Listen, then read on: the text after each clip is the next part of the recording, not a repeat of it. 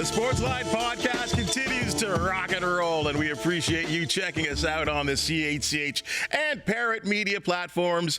I'm Bubba O'Neill. Well, as many of you know, this podcast is a space for the many extraordinary athletes, coaches, executives, and leagues that are making headlines in the Golden Horseshoe, and in many cases are making their mark nationally and internationally. Well, in the summer of 2022, the Steel City Inclusive Softball Association went major league by becoming the 51st member, third city in Canada of International Pride Softball. This massive organization represents over 25,000 members across North America for the 2SL LGBTQIA plus community to participate and organize softball competition in a safe and welcoming environment. Currently, 375 unique members are playing in Hamilton and Burlington, making it the largest league in the country, and includes divisions for competitive and recreational athletes. Folks, season number 5 already underway.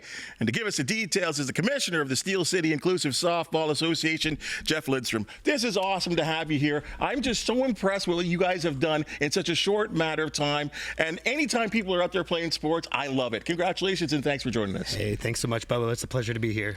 Okay, so let's start here. I want to know about you first, about your personal history. I mean, have you been playing the sport for a long time? Did it start with baseball, softball? Your love for this sport? Yeah, actually, I grew up in Rockford, Illinois, just outside of Chicago, and I played soccer my whole life. So I played traveling, club soccer, organized sports was a huge part of my life. And then after a year of playing in university, kind of lost my passion for it. I think I was kind of figuring out myself, and it wasn't the same as it was growing up. And then I walked away from the game, and about 11 years ago, my partner introduced me to slow pitch softball. We were living in Houston, Texas, and I had never been around that many people in the LGBTQIA plus community before, and it really just gave me an opportunity to reconnect with sports. So from that point on, started playing, then coaching. About 8 years ago, we moved up here to Hamilton, and then decided that this would be the perfect city and place and time to start our own league, because we didn't know anybody here. Well, and I'm going to ask you that. Why Hamilton? Why was Hamilton? And I mean, it's your home now. Yeah. Why'd you choose Hamilton? I was actually offered a job about 8 years ago, and it felt like it was a good time to leave Texas and to try living somewhere else. And we always knew that you could always move home, but you can't always move away. So it seemed like a fun adventure, and I convinced my partner after 2 years of being together to take the plunge and move up to Hamilton. Neither one of us really knew where Hamilton was prior, and it turned out to be one of the best decisions we ever made. Growing up outside of a big city, I understood that dynamic between like the sister city or the city next door and the big city, growing up near Chicago. And there was just something about Hamilton that felt like home right away. And after about 6 months, we felt like we had community. I always tell people we had 4 people who had keys to our house within 6 months, and there was just this sense of like belonging that didn't exist in other cities I'd lived before. So it was great. Softball. Why softball? Obviously we had played a few years together in the Houston League and the Toronto League, which are both member cities of International Pride Softball as well. And then I think softball has a unique ability to bring people together who have played the sport their whole life and people who are just picking it up for the first time. Not a lot of people grew up playing slow pitch softball. And as you know, when people are playing recreational sports as adults, if it's a sport that we've played at a high level for a long time, there's an elevated level of competition. So I feel like this sport is unique in its ability to bring all different experience and skill levels together on the field, and you can position people accordingly. So slow pitch just seemed like the great way to, or the great avenue for bringing people together in that way. did you at all? I know you talked about soccer being a major part of your life. Was baseball a part of it too? Was that a love? Man, it was like T-ball when I was maybe 3 or 4. I think I played a couple like in the YMCA league, and it was never something that I really gravitated towards for whatever reason. Probably just because soccer took up so much of my time. But later on, once I figured out how to use my hands and not my feet, I just dove right in, and I've loved it ever since. Because I don't care if it's hardball baseball, Major League Baseball, where guys are throwing the ball 100 miles an hour, and in this case, softball, maybe sometimes 60, 70, 40, could be even some of the 20, 50 mile an hour stuff. That hit, the coordination between the brain, the hands, and hitting a ball is harder than people think. It really is. It really is, and I think that there's something to say about like physical literacy and, those skills that we learn as children or young adults. But then there's also an opportunity to kind of re-engage and focus on that as an adult. So it's a lot of fun to teach people these new skill sets, teach their body to move in ways that they haven't before, and then give people an opportunity to connect with a sport that they haven't tried before, or maybe sports in general. So a lot of people didn't have those positive experiences growing up, especially in our community. Well, I think it's fair to say, too, that especially when we get to the ages that we're at right now, we're post sort of high school and the dreams of professional are over, that there's also in these adult sports leagues an opportunity at social too, and that's got to be a lot of fun. It is. It really is. When we moved here, there wasn't a whole lot in the queer community for us to gather. There were pop-up events at, bars and restaurants, different social gatherings, but there wasn't any big organization that was bringing people together. And so when we started this league, we were hoping to get enough for 4 teams, and COVID kind of delayed us a year or so. But when we were able to take the field in 2021, we had 8 full teams, 112 members. It was a little bit of like a honeymoon season, and it was just the most incredible sense of community, and people were also starved for human connection at that point too. No doubt. So it was really great to just see like there's so much potential here, and I just am continually blown away by the demand. Every year we have more and more new faces, people coming from all over Hamilton, but also Niagara, Toronto, London. Just within a 2-hour radius, we have players from all over the place. Well, you talked about the numbers at just a little over 100, and now we're close to 400. How did the league grow? In essence, in this 5-year period, I would consider that very quickly and a huge jump of numbers. Yeah, absolutely. So every year we've had a wait list since the first year. Wow. And it's really been word of mouth, also through news coverage. So the first year we were in the local newspaper. We had a few folks come out and just tell our story. And ever since, it's kind of snowballed. I've been I'm always asking people how they heard about the league. It's usually either a friend or a family member, word of mouth. Or they were driving down Burlington Street and saw us play. We also have a lot of members in the community who just come down and watch us now because they've just enjoyed watching baseball come back to Eastwood Park so much.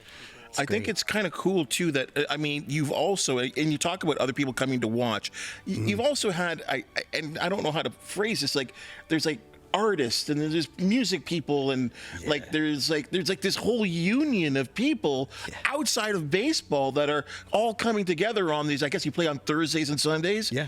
Like, how did that get attracted? Again, word of mouth? Yeah, absolutely. We are incredibly blessed to have wildly talented people in our league, musicians, artists, people who are engaged in community leaders in every capacity. So often we're able to tap our own community to do things like our jersey design, to DJ our parties, to perform at our season events. And so that's been a really great opportunity for us as well to support each other and to shine a light on all the incredible things that people in our community are doing in Hamilton. we go back to the social part of it. I mean, I guess it is social, but it's also baseball part too. Was this draft that you guys have? And boy, I mean, I was like, okay, hold on. Now they have drafts as well too. They have that many numbers, but there was a reason for why you wanted to do this draft. Yeah, absolutely. When we think of a draft, we think of somebody going first pick and all the cameras and presenting their jerseys. The way that we do a draft is all through the lens of safety and fair competition. So like I mentioned before, we do have people who've played ball their whole lives and people who are stepping onto the field for the first time. And what we do is the draft allows us to do a couple things to make sure that people are stepping outside of their social circles and meeting new people that they wouldn't meet elsewhere. But it also helps us balance teams. So if we have really skilled players and we have some brand new players, we make sure that the composite kind of skill level of the team is balanced out. And each year, the margin of victory gets smaller and smaller. So that's an indicator from an organizational perspective that we're doing something right. And so each year, we just fine tune it a little bit more. And it's been a wonderful, wonderful approach that I was skeptical about at first, but admittedly, it's been one of the best decisions we've ever made. And in some ways, too, I mean, because we talked about this earlier, and the fact is there are always going to be people that just want to go out there, play a sport, have a beer, and chuckle after. And then there's some people that think it's the World Series, right? Like, exactly. But there is a need to sort of separate those two crowds, and you do have the separate divisions. Yeah, we do. And so we have Sunday is more of our community-minded recreational league. Anybody can play in it. And then Thursday is what we call it our Thursday night league, but it's our competitive division. And there's not a minimum threshold for that. It's just really people who want to improve, get better, who maybe are more competitively inclined. And so people often play in both leagues on Thursdays and Sundays because they just can't get enough. Right. And so we really want to make sure that in all the decisions that we make, that we do support those people who just want to show up, hang out with their pals, have a beer, eat a hot dog, and then, go back to what they were doing before. And then people who want to get better, people who want to play in tournaments, people who, want to challenge themselves each year. And that takes a lot of continuous work and conversation, checking in, making sure that decisions aren't made solely by us in leadership, but asking our membership what they're wanting as well. Right. So yeah, it's we have all of those things in the league. I'm going to date myself here, but I grew up in my most competitive sports years in the 80s and the 90s. And I could think of people, even at that level, high school, just out of high school, that I knew were gay. And I don't think they had a place to play sports. Correct. I don't know if sports would have been part of the vernacular. Right. I don't think they would have felt comfortable in even playing with, we'll call straight men or straight women. Yeah. But you've changed that, and that's important. Yeah, absolutely. And that really resonates with me personally and so many people in our league. And I think a big reason why I walked away from playing soccer at the university level was because of the locker room culture. The conversations that were always being had off the field. People asking you, why don't you have a girlfriend or this? And I wasn't out at the time. And so that got increasingly more uncomfortable. And to the point where it took all the fun out of the game because my head was always elsewhere. And, growing up, I don't think I fit a lot of people's stereotypes of what they thought of when they thought of queer people. And so for many instances, I probably flew under the radar a little bit.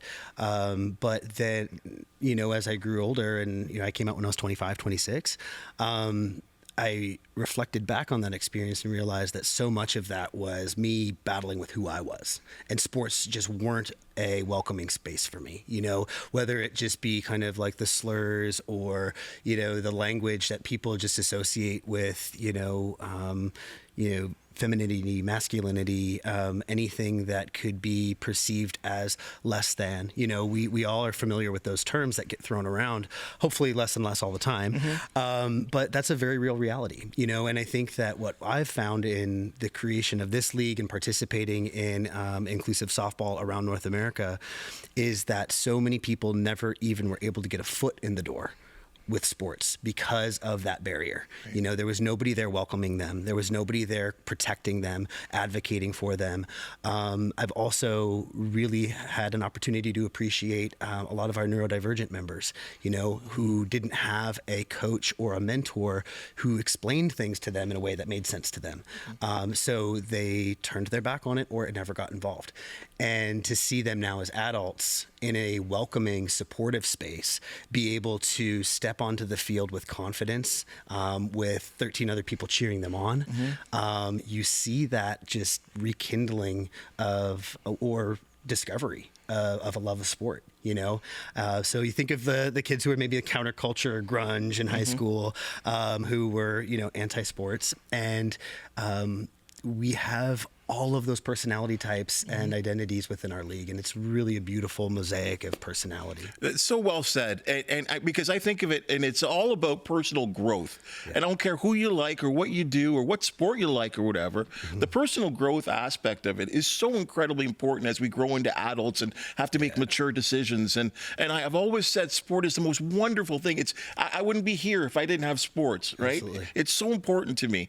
And for me, when I really think about it now, when I think about the past and to think about people that might have been uncomfortable in the space that I enjoyed, that I thrive on, that makes me who I am right now, it makes me sad. Yeah. It really does. Absolutely. I got to ask another question too, and because there are a lot of ding-dongs out there.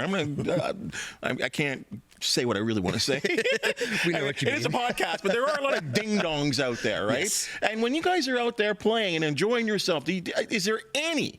Do you find there's any? I don't know, people walking down the street or whatever, name call. Have we gotten by that? We haven't experienced much of that. Good. Here in Hamilton. Not to say that it doesn't exist, but I do think that there is something to be said for power in numbers. And when we were thinking about how we were going to structure our league and how we were going to approach safety, protection, and the vulnerability that we inherently have as queer people, one of the things that was very important for us was to be together.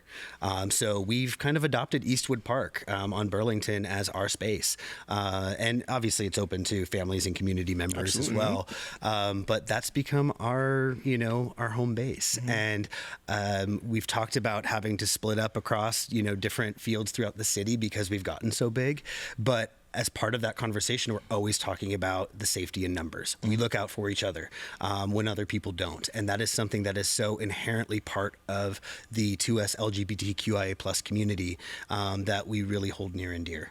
And, we cannot ignore the fact that, it's very common for our community to have maybe a troubled history with, municipalities and or law enforcement.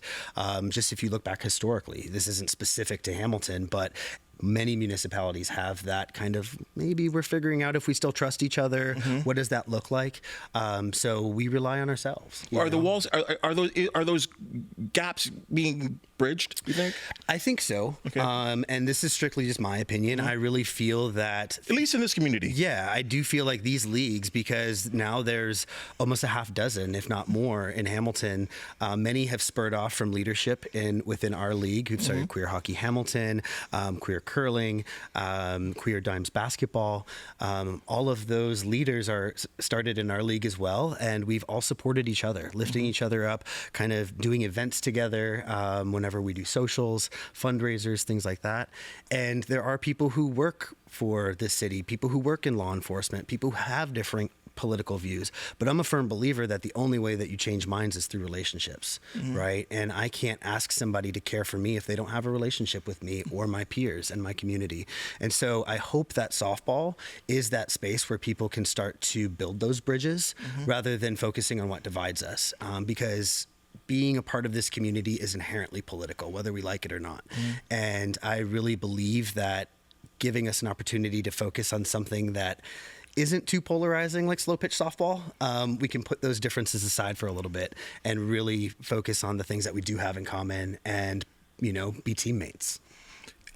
first of all, I'm going to say appreciate your honesty in those questions, and I feel like I needed to ask you those because I think they are real and issues that we all, whether gay, black, white, whatever, they're all issues that I think we face and we're all working on as people these days.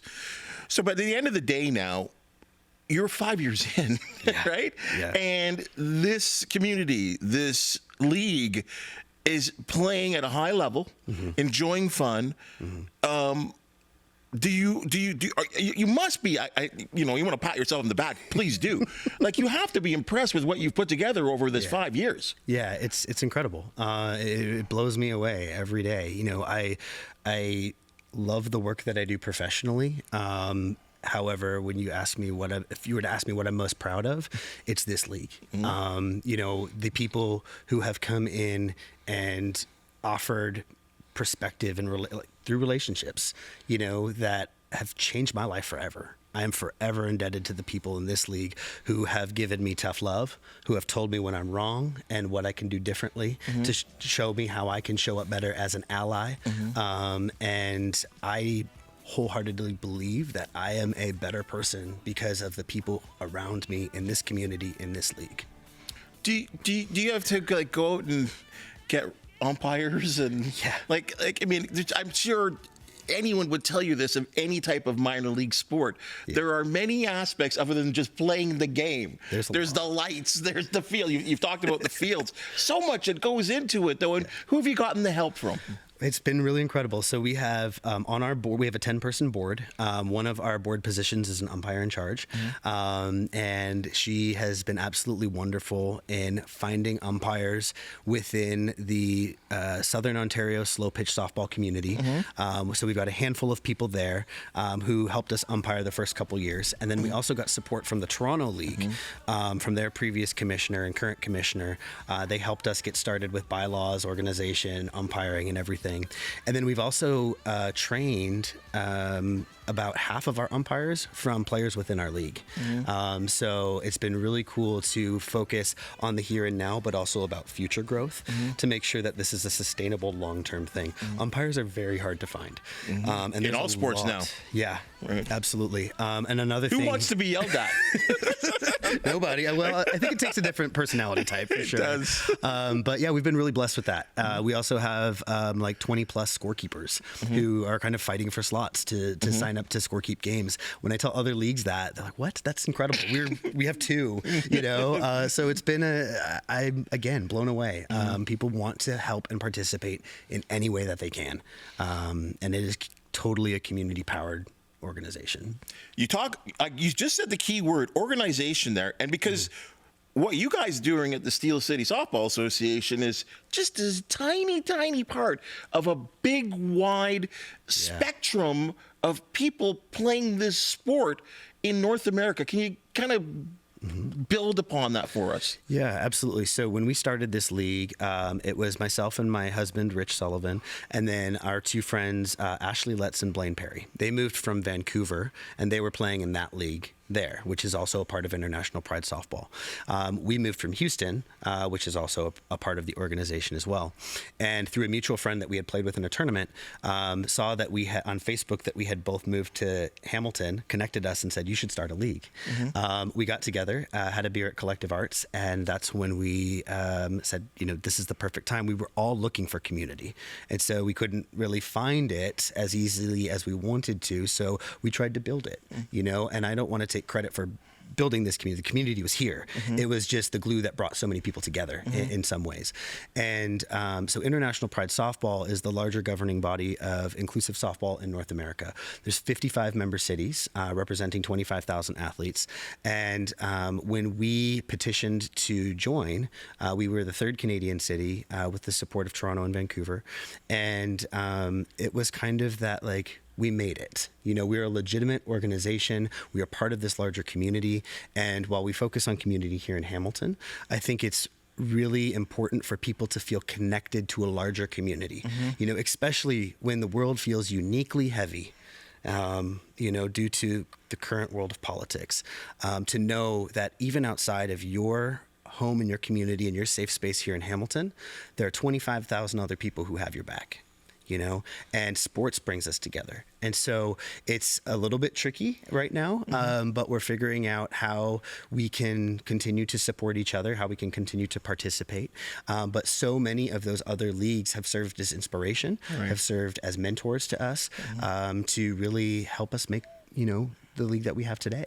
You're playing in 3 different cities across the country. Is there like a thoughts of maybe one day like a Canadian championship? Yeah, I don't. We are having. Oh, is this a secret? Sorry, secret stuff here. Sorry, top secret. I'm gonna get in trouble. No, I think due to things that are going on right now, cross-border travel is a little bit tricky. Sure. Right, and as a dual citizen, there's some of us that it's a little bit easier for, or it's not as much of a concern. But there's scary times right now, for everybody, but anybody who is marginalized in any capacity, and so. One of the silver linings of that is that Vancouver, Toronto, and us have started to have more conversations about what a Tri-City tournament could look like, rotating it through the 3, because it's great that we're part of this organization and it has done so much for us. However, there's so much community here in Canada. Calgary has a league, Halifax has a league, St. John's has a league, Montreal, Ottawa, and we're not currently connecting with them on a regular basis. And so I think if our goal is to bring people together in our community around slow pitch softball, there's a lot of work to be done here, and I think that now is the perfect time to do that. And what people don't know, and what I didn't know until I had to do some research here, is that there is, at least this year, and I don't know if you guys will be part of it, and hopefully soon to be part of this World Series that's going on, I think in Houston this year. Yeah, and I think there's like 200 different teams. Yeah, so we participated 2 years ago in Minneapolis. That was the first year. So that was a big milestone for our organization. We sent one team, and it was a mix of people of all different skill sets. We had a wonderful time. The city put on an incredible event. Last year, we sent a team to Las Vegas as well. This year, we're not participating because of the cross-border travel. And, so many members within our league are trans, non-binary, gender diverse. And also the tension between kind of United States and Canada right now just makes that a little bit uncertain. And so this year we're going to sit out, but we're going to support from afar. We have lots of friends who are going to be down there, and Houston's near and dear to our hearts because that's where my husband and I met and where I started playing softball. So it was hard to make that decision, but it was absolutely the right decision for us at the time. Next year, it's in Columbus, Ohio. We're hoping that things change a little bit. It's a car drive. Yep, absolutely. And it's a sanctuary city, so there's lots of conversations to be had. But going back to what I said earlier, these are decisions that we need to make as an entire community.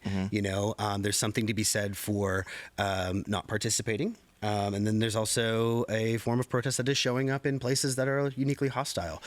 There's not a magic formula for that. But if we're continuing to talk, to listen, to learn from each other, I think we can figure out how to participate that in a way that represents this community proudly. Well, I hope your community, and I mean this from the Hamilton aspect, from the Canadian community, kind of all comes together, because wouldn't it be wonderful to have the World Series here somewhere right here in Hamilton? Even I'm going to go that far, say right here in Hamilton. We do have the fields. We've got the fields. Like it could happen. Yeah. And what a wonderful, awesome event that could be. Yeah, you heard it here first. We do. We have Turner Park, which is great. And there's not many places that have 11 lit 300-foot fields and the accommodations. And so we, in these conversations that we've had with Toronto and Vancouver, that's one of the appeals. It's actually easiest for us of those 3 cities to host a tournament because real estate and land is just so scarce in those denser areas. And so I'm really confident that is in the future here at some point. What that looks like, who knows? What I can say is that participating in those tournaments at that level is a truly unique experience. You see just this passion and community around this sport that you don't see anywhere else, and people just supporting each other in a way that I didn't really see in sports as a young adult. And it's hard to explain. So I hope that we can do something like that, and we can get beyond, these current times. But Hamilton's a perfect spot for it. I'm pleased and happy to hear that you love sports again. Yes. I'm pleased and happy that you have put this together with your hard work. I'm pleased and happy that your community are out there playing sport. And I'm pleased that it's all happening in the area that we live. So I would offer you congratulations, continued success. Like I talk about, I'm going to keep poking you on the World Series again, because this won't be the last time you're on this couch, right? And I'm going to make myself a Saturday or Sunday and actually go to you guys play. I can't wait. Absolutely. Because this sounds like a lot of fun. And to see people enjoying sport, I don't care who you are, what you do, or what you play. I love seeing people playing sport and enjoying it, and I see, and again, I'm really getting a good feeling of the social aspect of it, which of course I really, really like as well too. So again, I do mean that success going forward, and I really appreciate you joining us here on the Sportsline Podcast. Thank you so much. This has been a pleasure, and I look forward to the next conversation. Right on, my friend. Yeah. Okay, that's your Sportsline Podcast for the day, and if you've just seen and heard, we love talking about sports where everyone is welcome. If you do know of an athlete, team, or event to promote the Sportsline Podcast, I want to hear from you. Please hit the thumbs up, like, and subscribe button. And if you have something to say, we always appreciate your comments. Friends, be sure to enjoy all the informative podcast news and content that is available on the CHCH and Parrot platforms. For the hardworking people that do make the Sportsline Podcast possible, thank you so very much. And we'll see you soon.